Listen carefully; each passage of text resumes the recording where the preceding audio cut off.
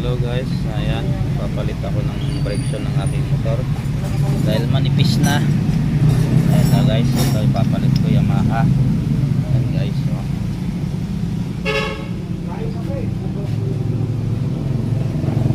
Tapos dito sa harap nalitan ko na rin pati rotor disc. Ayan guys, bago na siya na yung luma. So guys, luma, oh. Manipis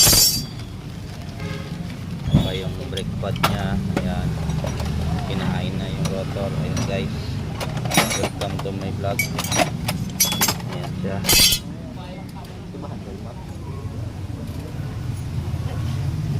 Ayan guys, palit brake shoe Mio I 125.